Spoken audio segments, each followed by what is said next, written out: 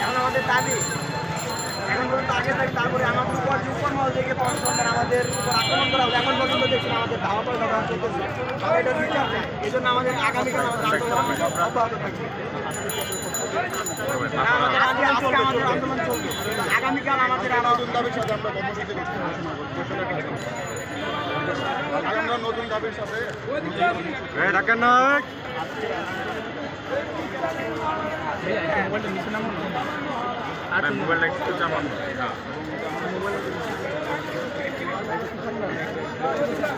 মানে শেষ পর্যন্ত দেখা বলতে কি সেটা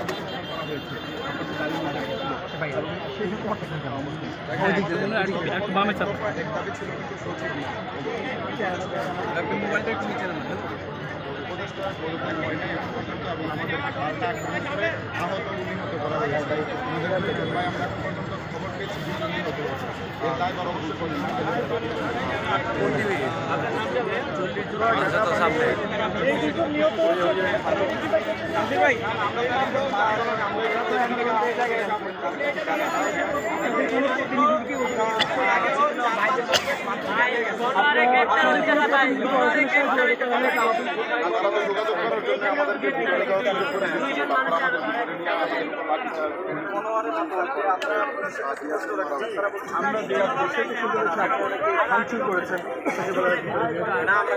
আমাদের উপর আক্রমণ করার পরে আমাদের ছাত্ররা বিক্ষুব্ধ হয়েছে। আক্রমণ না করলে আমরা সবাই শান্তভাবে সকাল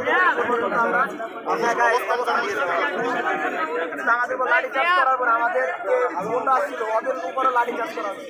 অনেকে মনে করেন যে গুরুতরভাবে আহত হয়েছে। কতজন আহত হয়েছে আপনাদের? আহত অগণিত, মনে হচ্ছে এখন পর্যন্ত ওই জায়গায় অবস্থানে আছে, বুঝতে পারতেছি কিন্তু অগণিত চোখের সামনে ভাই 20-25 জন সর্বনিম্ন দেখেছি, এর বেশি রক্তাক্ত অবস্থায় দেখি। তারপরে জেলা কৃষি আপনি কি আপনাকে আন্দোলন চালিয়ে দেবেন বা চালিয়ে হ্যাঁ আন্দোলন অবশ্যই চালিয়ে যাবেন?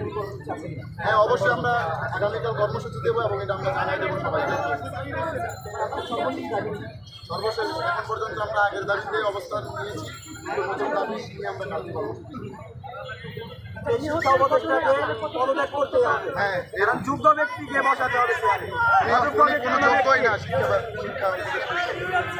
রাতে 3টার সময় কিভাবে পরীক্ষা স্থগিত করে? আপনার সাথে কি কোনো ছাত্র সংগঠনগুলো যারা রয়েছে তারা কি আপনার সাথে এক প্রশ্ন করছে?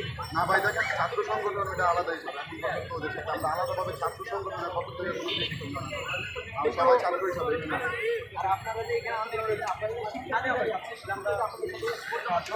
অবশ্যই অনেক শিক্ষার্থীরা আসছে আপনাদের সকালে যখন দেখবেন, সকালে আমাদের ঢাকার ভিতরে শিক্ষকরা সাথে আছে কিনা সেটা অনলাইনে যারা অনেক ফেমাস যারা শিক্ষক আছে তারা কালকে থেকে এটা বিপক্ষে আছে। তারপর সকালে তারা আমাদেরকে আহ্বান করে নিয়ে আছে। আপনি রাজশাহীতে দেখবেন মনে আমি পাই, সে কিন্তু রাজশাহীতে সব ছাত্র ত্যাগ করে চেয়ারম্যানের সাথে দেখা করছে।